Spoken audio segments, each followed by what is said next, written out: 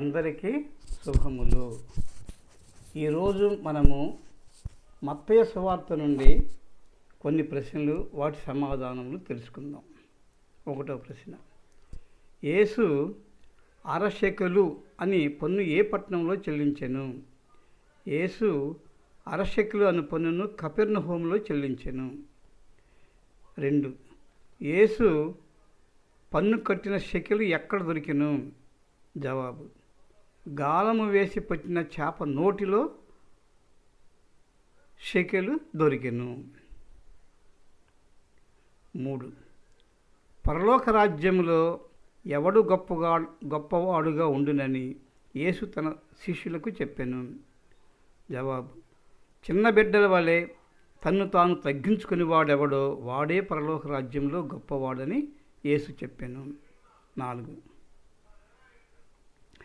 నీ సహోదరుడు నీ ఎడల ఏదైనా తప్పుదం చేసిన ఎడల నీవు ఎప్పుడు అతనిని గద్దించవలెను.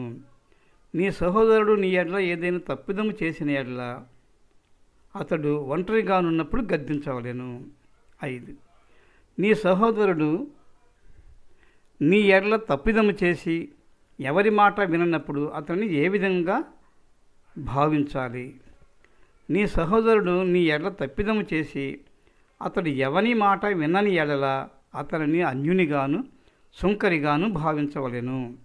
6, దేవుడు జతపరిచిన భార్యాభర్తలను మనుష్యుడు ఏమి చేయకూడదు? దేవుడు జతపరిచిన భార్యాభర్తలను మనుష్యుడు వేరుపరచకూడదు. 7, మోషే ధర్మశాస్త్రం ప్రకారము భార్యను విడనాడు వాడు ఏమి చేయవలెను?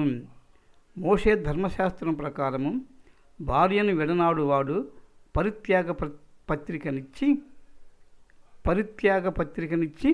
ఆమెను విడనాడవలెను. Thank you.